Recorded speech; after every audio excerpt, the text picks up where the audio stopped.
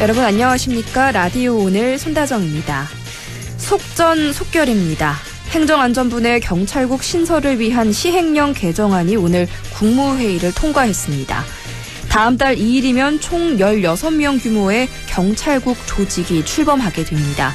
여전히 경찰 내부에서는 경찰국 신설 중단에 대한 반대의 목소리가 쏟아지고 있고 오는 주말 일선 파출소장과 지구대장에 해당하는 경감, 경위급 전국 팀장회의도 예정돼 있습니다. 하지만 윤석열 대통령은 오늘 출근길 문답에서 경찰의 집단 행동에 깊은 우려를 표시하면서 중대한 국가의 기강문란이 될 수 있다고 경고했습니다. 극명한 시각차가 있지만 시행령이 통과하고 대통령의 단호한 경고까지 나오면서 소통과 공감, 설득과 양보를 통한 해결은 더 어려워졌습니다. 힘의 논리로 해결될 사안이 아닌 것 같은데요. 밀어붙이기식으로 진행되니 국민의 불안감만 커지고 있습니다. 7월 26일 화요일 라디오 오늘 광고 듣고 시작합니다.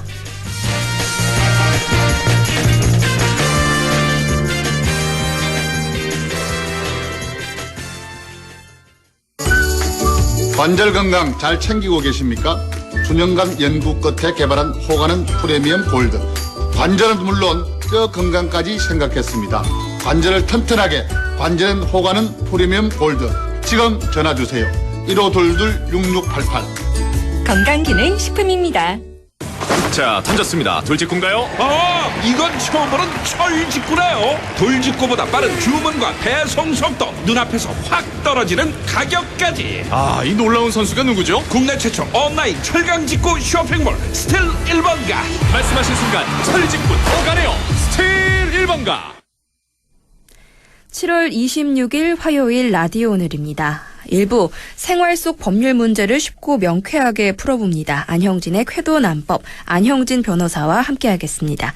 2부 이슈 오늘에서는 경상북도가 메타버스 플랫폼 개발 지원 공모사업에 선정이 됐죠. 잠시 후 경상북도 메타버스 정책관실 이동진 팀장을 연결해서 자세하게 이야기 나눠보겠습니다. 이어서 최요한 시사평론가와 함께합니다. 한 주간의 시사 이슈를 알아보는 시간, 최요한의 시사 따라잡기 준비가 되어 있습니다. 라디오 오늘 생방송 놓치신 분들은 유튜브로도 다시 들으실 수 있습니다. 많은 애청 바랍니다.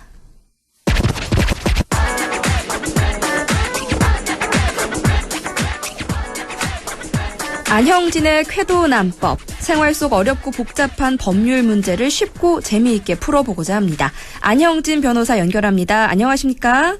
네, 안녕하십니까. 안형진 변호사입니다. 네, 전화금융 사기, 보이스 피싱 범죄, 2006년 첫 피해 사례가 신고된 이후 지난 16년간 꾸준히 피해가 증가하고 있는 범죄입니다. 범죄 수법이 나날이 고도화되면서 피해액과 피해자 수가 증가함은 물론이고요. 일반 시민들이 사기단의 범죄에 공범 내지 방조범으로 연루되어서 처벌받는 경우까지 발생하고 있습니다. 이 보이스피싱 범죄 발생 건수와 피해액이 어느 정도인가요? 네, 참 이게 심각한데요. 네. 지난달 23일 국무조정실에 따르면은 보이스피싱 범죄 피해액은 2019년에 6,398억 원, 2020년에 7천억 원, 2021년에 7,744억 원으로 증가 추세에 있었는데요. 네. 이 액수가 언뜻 우리 피부에 다가오지 않는다라고 이제 생각하실 분들도 없지 않을 것입니다. 그런데 이제 우리 지역에 영양군이 있는데요. 그 영양군의 올해 1년 그 예산 규모가 3,873억 원이고, 동일 유형 지방자치단체 평균이 4,660억 원인데요. 보이스피싱 사기범들이 작년에 한 7,744억 원 했는데, 네. 그 지방자치단체 1.5개 내지 2개를 1년 동안 운영할 만한 예산에 해당되는 금액을 이제 피해자들도 빼앗아 갔다라고 보면 피해 중도성에 대해 실감이 가실 겁니다. 네. 다만 이제 경찰청에 따르면은 올해 상반기의 경우에는 작년 상반기 피해 액수 발생 건수 두 개 측면에서 모두 약 30% 정도 줄었다고 합니다. 올해 상반기의 경우 작년 상반기보다 피해 액수와 발생 건수가 줄어서 다행입니다만 예. 지자체 평균 1년 예산 규모를 훨씬 넘는 피해액이라니 꽤나 충격적인 사실입니다. 예, 그렇습니다. 자, 무엇보다도 보이스피싱 범죄를 당하지 않는 게 중요해 보이는데요. 방법이 있을까요? 네, 일단 이 보이스피싱이란 게 이제 매우 고도화되어서 남녀노소 지위 고하를 막론하고 모두가 당할 수 있는 위험성이 있다는 게 좀 중요합니다. 네. 이 보도에 의하면 이제 모 지방 법원장도 이제 아들이 납치되었다는 말에 속아서 6천만 원을 송금한 경우가 있을 정도인데요. 네. 그리고 뭐 사실 이게 법조인들이라 하면 뭐 사기 범죄에 대해서 잘 많이 다뤄본 어떤 네. 그런 전문적인 사람들인데도 이래 당하는 정도니까요. 뭐 난 내일은 아니겠지 이렇게 생각하실 거는 네. 아니라 이 말씀이고요. 그렇네요. 그 일부 매체에 보도되는 것처럼 뭐 조선적 어투를 쓰거나 어리버리하는 경우는 이제 코미디 소재일 뿐이고 실제 경우는 아예 존재하지 않는다고 보시면 될 것 같습니다. 정말 누구나 당할 수 있는 사기인 것 같습니다. 어떻게 하면 좀 범죄를 예방할 수가 있을까요? 예, 일단 전화나 메신저 등으로 문자도 포함해서 본인의 개인정보를 함부로 알려주면은 안 된다는 점입니다. 네. 이 국가기관이나 금융기관 등에서는 전화로 또는 메신저로 본인의 계좌번호, 비밀번호, 카드번호, 카드 뒷면 CVC 번호 등을 요구하는 경우는 없다고 보고 일단 대응을 해야 되고요. 네. 그 예를 들어서 이제 뭐 당신의 명예가 도용되었다 또는 정보가 유출되었다, 범죄 사건에 연루되었다는 등으로 급박하게 이제 명목을 대면서 일단 전화가 옵니다. 네. 그러면 차분한 표준말로 이래 말을 하면은 일단 우리는 억수로 놀랍니다. 네. 그런 연후에 또 저쪽에서는 안심을 시켜가면서 뭐 피싱 사이트를 통해서 신용카드 정보, 뭐 예를 들면 카드 번호나 비밀번호 등이 되겠죠. 또는 인터넷 배킹 정보, 뭐 아이디나 비밀번호, 공인인증 비밀번호, 보안카드 번호 등을 이제 알아냅니다. 그러니까 마치 실제와 같은 웹페이지 링크를 보내고 거기에 피해자들이 직접 자신의 개인정보를 입력하게 만드는 거죠? 예, 그렇습니다. 그래서 예전엔 그냥 불러달라 이랬는데 이제는 뭐 사이트 딱 보내주면 들어가면 실제로 사이트가 그럴듯합니다. 그래서 네. 그러려니 하면 딱 입력을 하는데요. 네. 이제 그 후에 이제 사기범이 ARS나 인터넷으로 피해자 명의의 카드론을 받거나 뭐 또 이렇게 해서 뭐 출금하는 등등으로 해서 편취하는 경우도 있고 또는 뭐 휴대폰 소액 결제나 기타 소액 결제를 하는 경우가 있습니다. 네. 이 경우는 이제 직접 피해자가 송금을 하지는 않는데 네. 정보만을 이래 알려줬는데 그 정보를 이용해서 송금을 해버린다는 점에서 좀 특징이 있죠. 그렇네요. 또 하나는 이제 자녀 납치 및 사고 빙자 편지 수법인데요. 이 자식을 가진 부모라면 누구나 자녀 얘기 그러면 가슴이 덜컹덜컹 그럽니다, 사실. 그렇죠. 그래서 이제 자녀와 부모의 전화번호나 또는 자녀의 뭐 인적사항도 알고 있어요. 네. 그래서 이제 그걸 이제 전화해서 얘기하면서 뭐 또 자녀의 전화번호 발신합니다. 그래서 뭐 부모에게 마치 자녀가 사고 또 납치 상대인 것처럼 가정에서 어이구 이 아가 이래 대쳤는데 어인이 껴 이러면서 네. 뭐 아이고 뭐 가방은 이래 메고 뭐 이렇게 쭉 얘기해 줍니다. 그러면 어우 맞다 아침에 그거 메고 갔지 이러면서 막 패닉이 오는데요. 그런 수법을 써서 자금을 편취한 수법인데요. 네. 뭐 아까 말씀드렸듯이 학교 간 자녀 납치 빙자 또는 군대에 간 아들 사고 빙자, 유학 중인 자녀 납치 또 사고 빙자 이런 유행인데요. 네. 또 이때 경우에 따른 자녀 전화가 또 꺼져 있는 경우도 있습니다. 저 이런 유형의 사건을 그 유튜브를 통해서 본 적이 있는데 본인이 직접 저장해 놓은 아내 이름으로 발신자가 이렇게 휴대폰에 떠버리니까 1차적으로 이거 내 아내 맞는데 이런 생각이 들더라고요. 예, 그렇습니다. 철렁할 수밖에 없습니다. 예, 맞습니다. 이게 핵심은 이제 전화나 메신저 등으로 급히 돈을 보내라는 상황이 발생하면은 일단 보이스 피싱부터 의심을 해봐야 되고 다시 본인 직접 관련 기관이나 단체에 전화를 해서 확인을 해봐야 됩니다. 끊고 일단 전화를 해봐야 되는 거죠.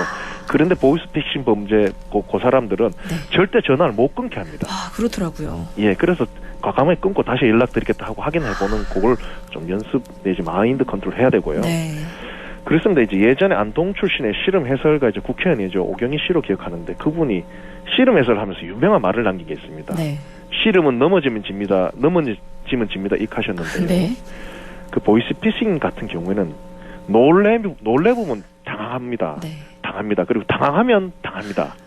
이 말씀을 꼭 드리고 싶습니다. 네. 놀래면 당하고요. 당황하면 당한다. 그렇습니다. 하지만 이게 말은 쉽지 막상 닥치면은 당황할 수밖에 없지 않습니까?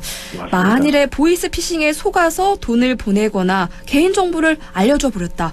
이랬으면 어떻게 대응할 수가 있을까요? 일단 이런 대응의 핵심은 신속하게 하는 겁니다. 네. 뭐 하루나 이틀 지나버리면은 조금 어려워지는데 바로 좀 생각을 해서 이상하다 싶으면 바로 이제 대응을 하는 신속성이 중요한 말씀 드리고 싶고요. 네. 카드나 뭐 계좌 정보 알려주셨다면 당연히 카드사나 은행사에 연락을 해서 정지를 시키면 되는데요. 네. 문제는 이미 돈을 송금해버린 경우입니다. 이 경우에는 이체를 한 상대방의 계좌에서 돈이 빠져나가는 것을 정지시킬 수 있는데 일방적으로요. 네. 경찰청이나 금융감독원 1332번이죠. 거길 전화를 하거나 네. 송금하거나 입금한 금융회사의 고객센터에 즉시 피해 사실 신고해서 네. 지급 정지를 신청할 수 있다는 점이 좀 다릅니다. 그래서 좀 뭔지 뭐 좀 이상하다 싶으면은 네. 고민하지 말고 빨리 이제 바로. 행동을 하는 게 맞는 거죠. 네. 그래서 또 한편 금융감독원에는 개인정보 노출자 사고 예방 시스템이란 게 있습니다. 네. 그래서 그곳에 개인정보 노출 사실을 등록하고 명의 도용된 계좌와 휴대전화의 개설 여부를 조회할 수 있습니다. 이미 제가 돈을 입금해 버렸다면 좀 이상하다 싶으면 바로 경찰청과 금융감독원 1342번으로 바로 송금을 금지해달라. 지급 정지를 그렇습니다. 신청하는 게 우선일 것 같고요. 이미 또 내가 이런 이상한 피싱 사이트에 내 정보를 입력했다 하면은 개인정보 노출자 사고 예방 시스템이라는 게 금융감독원에 있으니까 여기에 맞습니다. 내 개인정보가 노출됐다 이런 사실을 등록하면 된다 이렇게 또 말씀을 해주셨습니다. 네네. 또 평범한 일반인들이 보이스피싱 범죄에 연루돼서 오히려 수사를 받거나 또 구속까지 되는 경우가 있다고 하던데 이거는 또 어떤 경우입니까? 예, 이게 참 가슴 아픈 문제인데요. 네. 이른바 수금체계 문제입니다. 이 보통 보이스피싱 본범들은 네. 이제 중국이나 외국에 있는 경우가 대부분이고 네. 그래서 범죄를 적발해도 검거가 사실 어려운데요. 문제는 수금책이나 통장 대여자의 책임입니다. 이 경우에는 뭐 그게 죄가 될까 이렇게 생각하시는 분도 계시는데 네. 그 보이스피싱 범죄의 공동정범이나 방조범을 의율해서 처벌하는 경우가 매우 많습니다. 그러니까 사실은 보이스피싱임을 나는 인지하지 못한 채 범죄에 연루되어도 처벌을 받게 되는군요. 본인은 이제 인지하지 못했다고 항변을 하는데 네. 이제 그 점에 대해서는 수사경이 굉장히 엄하게 판단을 해서 또 처벌을 하는 것 같습니다. 그 예를 들어서 이제 구직 사이트나 신문에 나온 구직 광고를 보고 전화를 해서 그럼 이력서를 보내달라 그래서 이력서를 보내줬습니다. 네. 그럼 전화가 와서 뭐 채용되었으니 우리는 채권 추심 업체인데 채무자들부터 경우에 따라서는 현금을 받아오는 일을 한다라고 설명해 줍니다. 네. 그럼 좀 약간 이상해서 검색을 해보니 홈페이지도 있고 뭐 다시 전화를 해봐도 정상적인 회사로 뭐 전화도 다 받고 합니다. 네. 뭐 물론 사업자 등록증도 있고요. 그래서 별 생각 없이 괜찮구나 싶어서 이제 알바한다는 생각으로 뭐 돈을 수금해서 지정한 통장에 넣어주고 뭐 이런 이제 알바비 등을 받는 경우도 있는데요. 네. 뭐 경우에 따라서 임금을 이제 드려야 되니까 네. 통장을 좀 주시고 비밀번호 알려달라 이렇게 말하는 경우도 있습니다. 이게 취업이 힘들기 때문에 일단 그렇죠. 구직이 되면은 임금을 받아야 되니까 통장과 이 비밀번호까지 알려주는 예. 사례가 있을 법도 하네요. 예, 그래서 이제 취업 준비생들이 많이 당한 유형인데요. 네. 약간 뭐 이상하게도 뭐 확인해보니 별 문제 없겠지라는 아니한 인식으로 네. 몇 번 가담했다가 거액의 피해 전부에 대해서 사기의 범으로 입건되어서 기소되는 경우도 많고 이제 이 경우는 법적으로 뭐라 그러냐면 네. 미필적 고의라고 합니다. 미필적 고의요. 예, 학정적 인식은 없어도 좀 이걸 진짜가 약간 애매할 때는 고의가 있다고 이제 이렇게 판단해버리는 경우가 실무에서 많습니다. 그렇군요. 그래서 뭐 난 몰랐어요 이렇게 얘기해도 이제 잘 안 되는데요. 그 참 이게 주의를 차려야 되는 건데 네. 뭐 그래서 뭐 이제 현금으로 수금을 하는 일이다 내지 당신 통장으로 돈을 받아서 돈을 뽑아주면 된다 등 돈 수금과 관련되어 있고 전화 내지 메신저 등 오프라인 상으로만 지시가 좀 온다면은 비록 고액 알바일지라도 뭐 괜찮지 싶다는 생각이 조금은 들지라도 매우 의심을 해봐야 됩니다. 네, 저희가 또 이게 아는 만큼 대비를 할 수 있는 거기 때문에요. 예. 이런 사례들을 잘 인지해 두시고 기억하시고 또 유의하셔야겠습니다. 네, 맞습니다. 네, 그럼 오늘 말씀은 여기까지 듣겠습니다. 감사합니다. 네, 감사합니다. 네, 지금까지 안형진의 쾌도 남법 안형진 변호사와 함께 이야기를 나눠봤습니다. 라디오 오늘 1부는 여기까지고요. 잠시 후 2부에서 뵙겠습니다.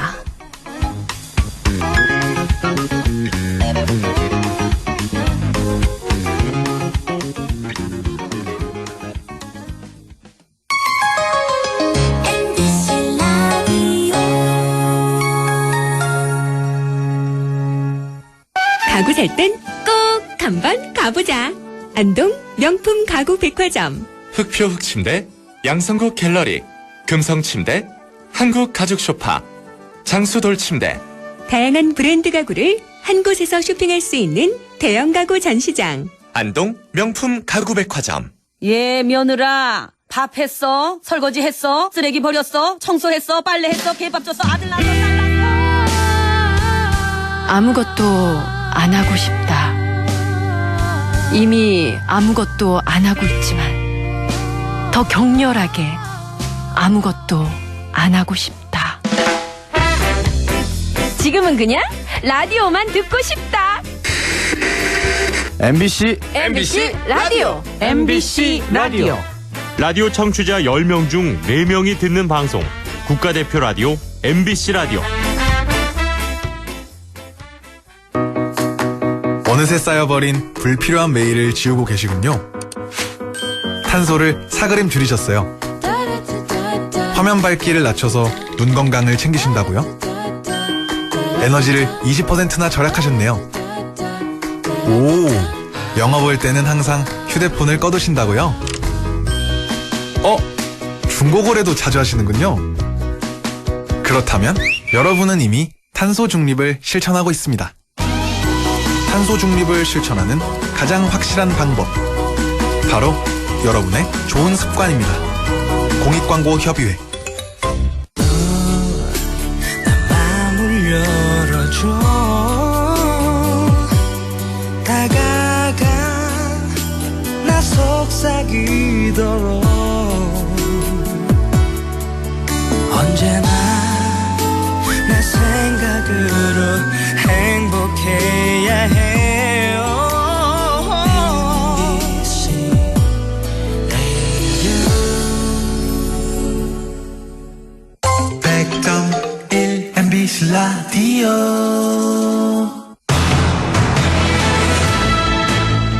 라디오 오늘 2부 순서 이슈 오늘입니다. 경상북도는 메타버스 수도를 자처하고 있죠. 그런 경북이 최근 메타버스 플랫폼 개발 지원 공모 사업에 선정이 됐습니다. 하회마을이 메타버스 공간으로 구현될 거라고 하는데요. 경상북도 메타버스 정책관실 이동진 팀장을 연결해서 자세하게 이야기 들어보겠습니다. 팀장님 안녕하십니까? 예, 안녕하십니까? 네, 경상북도가 최근 과학기술통신부 주관 메타버스 플랫폼 개발 지원 공모 사업에 선정이 됐다고요. 이게 어떤 사업인지 좀 더 자세하게 알려주시겠습니까? 지난 6월 여기 라디오 인터뷰 때 제가 곧 좋은 소식을 전해드릴 수 있다고 했는데 바로 이 사업이었습니다. 네.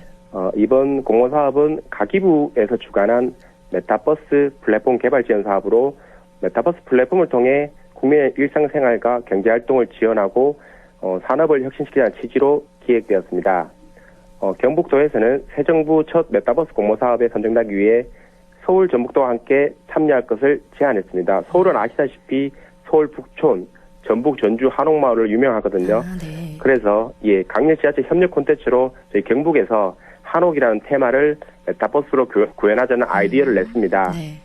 네. 그래서 2년간 국비 47억 원 등 총 사업비 99억 원이 투입되는 이 사업은 지역의 맛, 멋, 흥심 공통 주제로 한옥마을과 전통문화를 메타버스로 구현하고 지역 소상공인 서비스 및 디지털 콘텐츠 거래 확산을 선도하고자 추진합니다. 네. 우리 지역은 안동 하회마을, 경주 양동마을, 의성 고운사동 세 곳을 가상공간 즉 메타버스로 구현해 다양한 디지털 체험을 선사하고 디지털 거래 서비스도 구현할 예정입니다. 네, 한옥마을과 전통문화를 메타버스로 구현한다. 굉장히 멋있게 들리는데요. 사실 쉽게 눈에 그려지진 않는 게 사실입니다. 메타버스란 말이 언젠가부터 자주 들리는데 이미 잘 이해하신 분들도 있을 테지만 그렇지 못한 분들도 있으실 것 같아요. 메타버스란 게 어떤 건가요?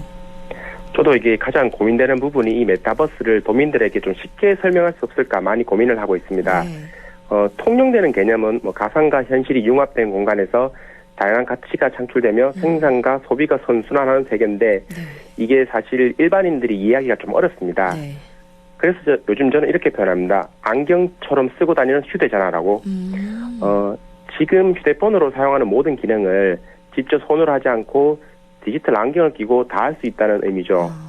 그래서 글라스 안경 끼면 가상 세계를 현실과 연결시켜 저희가 물건도 사고 서울 관광도 하고 병원에 가지 않고 화상으로 진료도 받고 그런 세상이 올 거고 전문가들도 말하는데 저도 좀 확신합니다. 메타버스는 조만간 휴대폰을 사라지게 하지 않을까 이런 것을 제가 생각하고 있습니다. 안경처럼 쓰고 다니는 휴대전화다. 그러니까 안경만 쓰면 실제로 저희가 휴대폰으로 하는 것 모든 것을 할 수 있다. 이렇게 저희가 예상을 할 수가 있겠네요. 예, 맞습니다. 또 이게 현실을 가상세계에 구현하는 것뿐만 아니라 물건도 구매하고 진료도 볼 수 있는 상호작용까지 할 수 있고 방금 말씀하셨잖아요. 서울 구경도 할 수 있다. 지리적 경계도 없어질 것 같고요.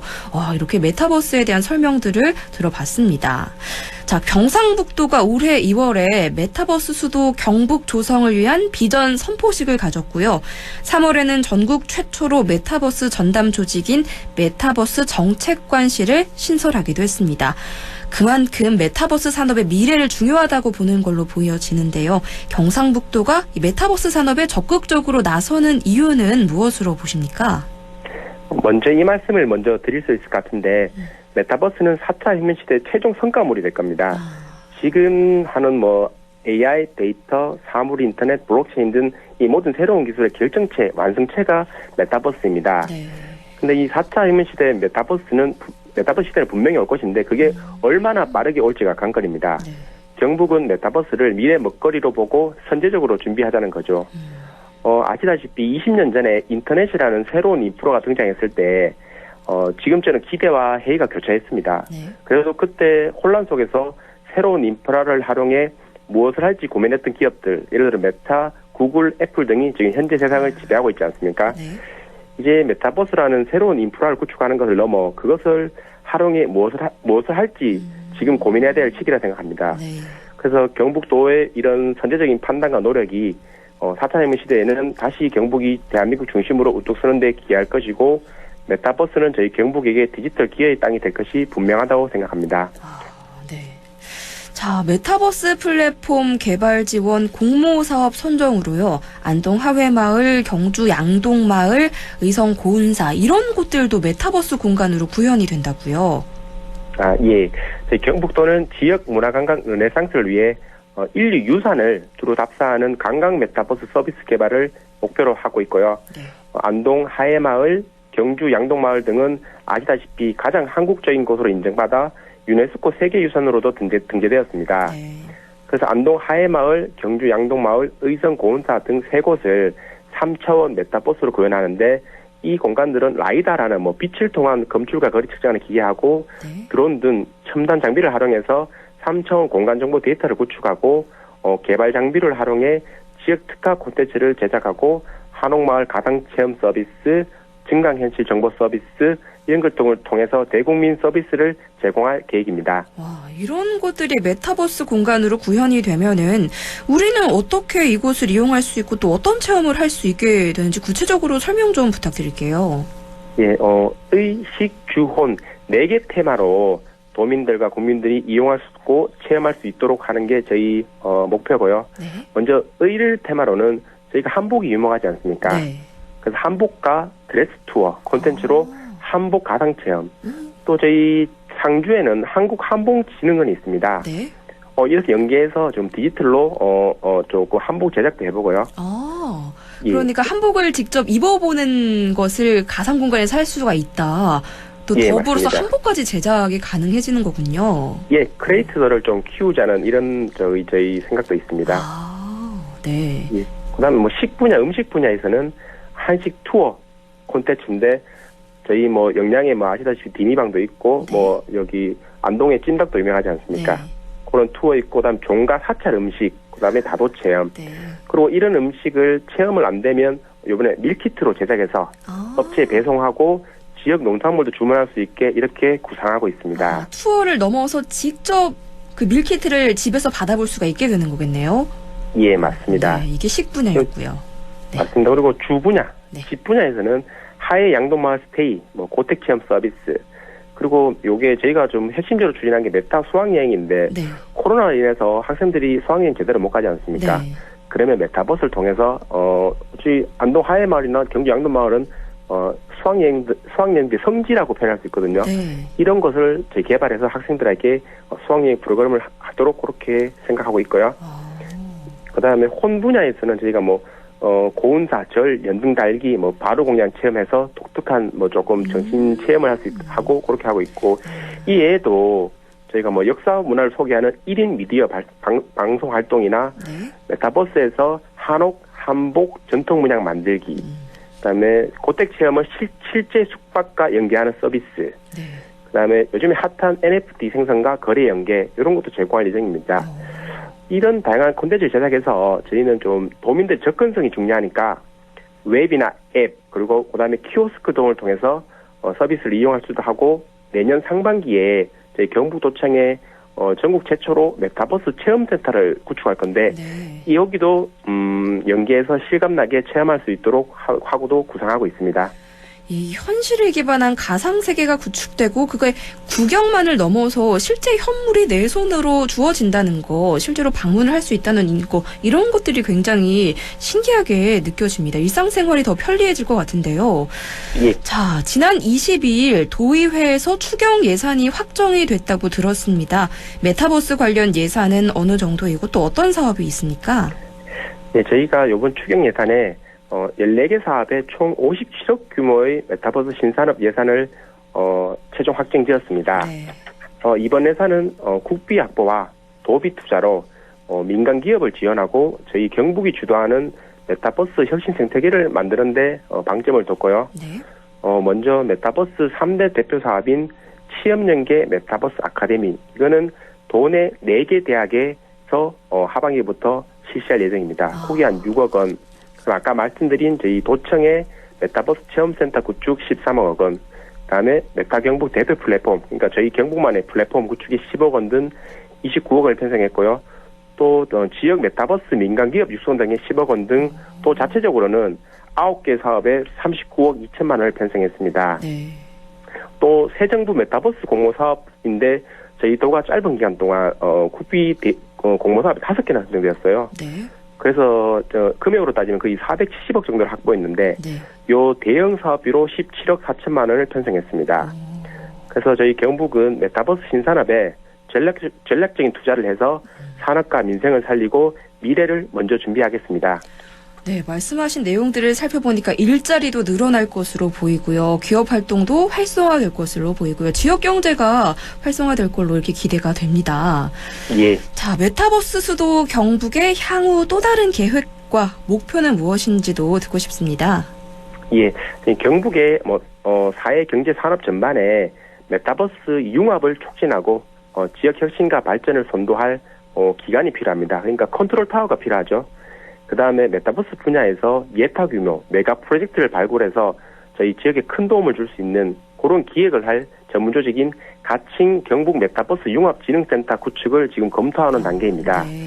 그래서 단기적으로 경북도에 이래 여러 군데 분산된 디지털 역량을 집중하고 장기적으로는 새 정부에서 추진하는 글로벌 신산업 혁신 특구 정책이 있거든요. 여기에 기업 생태계, 지식 생태계, 사회 혁신 생태계가 결합되는 모델로 글로벌 레벨의 글로벌 스케일의 글로벌 메타버스 혁신 특구를 저희 최종 목표로 보고 있습니다. 그래서 경북만의 차별화된 아이디어와 콘텐츠를 바탕으로 디지털 기회의 땅 메타버스 수도 경북을 반드시 만들어 나가겠습니다. 자, 메타버스 수도 경북, 대한민국 중심으로 우뚝 서기를 저도 함께 응원하도록 하겠습니다. 오늘 말씀 잘 들었습니다. 네, 감사합니다. 네, 지금까지 경상북도 메타버스 정책관실 이동진 팀장을 연결해서 함께 이야기 나눠봤습니다. 라디오 오늘에서는 청취자 여러분의 참여를 기다리고 있습니다. 우리 지역에서 발생한 사건 사고 소식이나 함께 토론하고 싶은 내용을 안동 MBC 홈페이지 라디오 오늘 게시판에 올려주시기 바랍니다. 전화와 문자 참여도 하실 수 있습니다. 전화는 851국에 7191번, 문자는 샵 0913번으로 보내주시면 됩니다. 문자는 단문 50원, 장문 100원의 정보 이용료가 있습니다. 여러분의 많은 참여 바랍니다.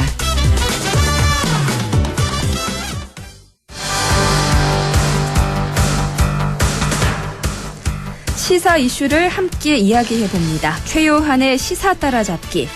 서민 대표 음식 치킨, 이제 옛말이 됐죠. 가격이 계속 오르더니 배달비까지 더해서 이제는 3만 원을 넘보는 수준이 됐습니다. 소비자들은 불매운동 조짐까지 보이면서 큰 불만을 나타내고 있는데요. 친느님의 배반이라고들 합니다.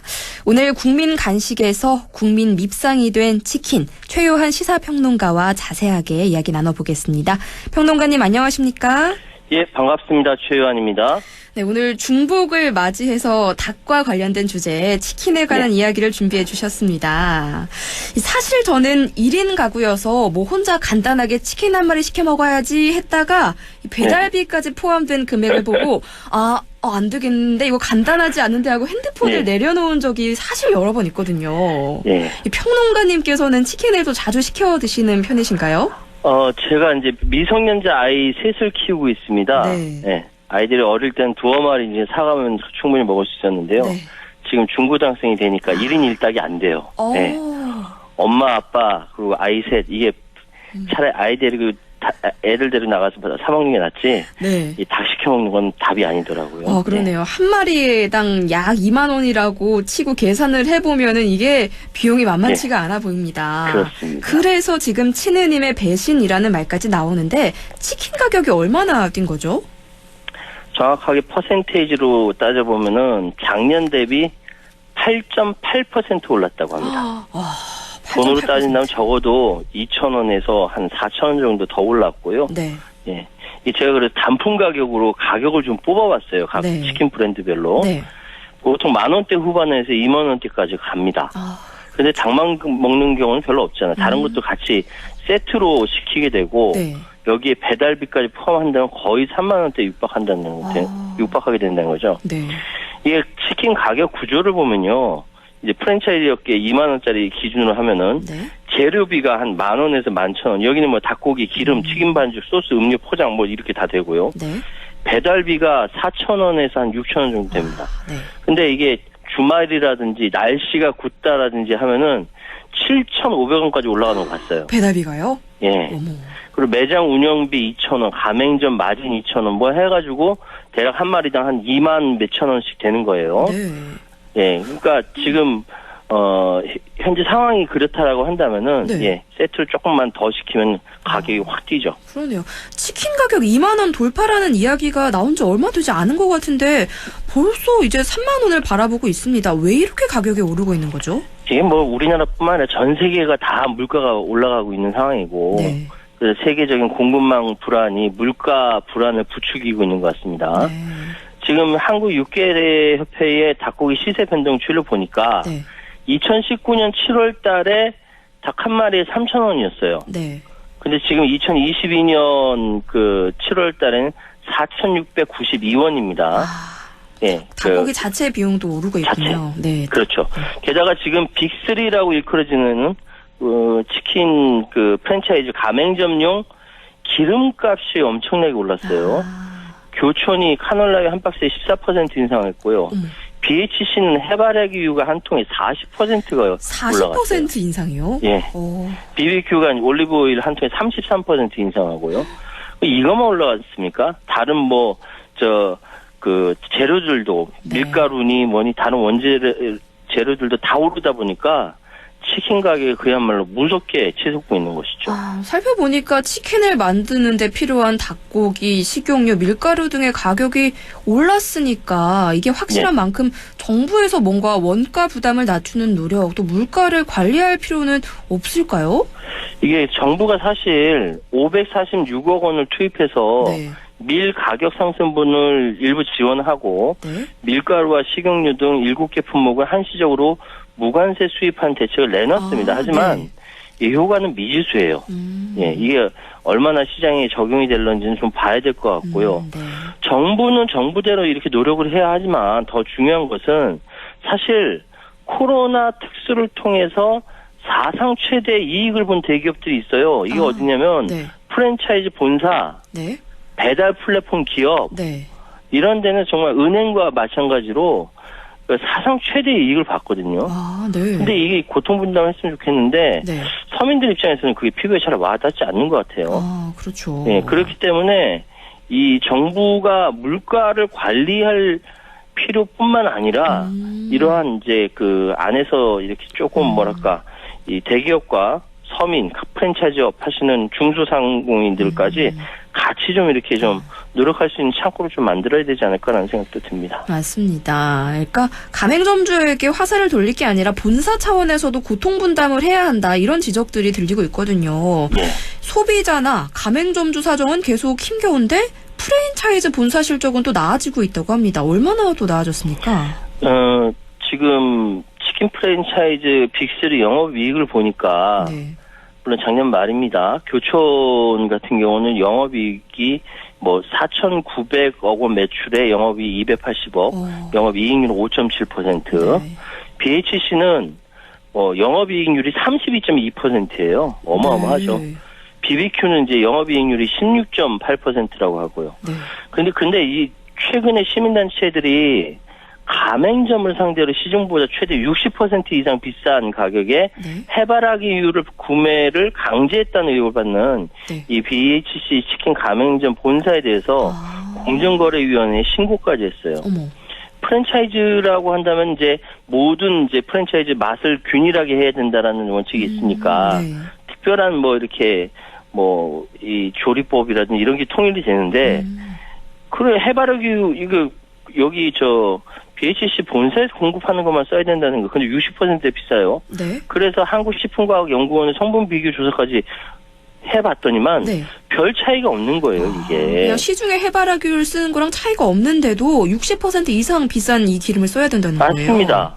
그래서 60% 이상 비싸니까 아니 이게 말이 안 되잖아요. 그래서 이제 결국 공정거래위원회 신고까지 하게 된 것이죠. 그러니까 이게 가맹점주에게만 화살을 돌릴 게 아니죠.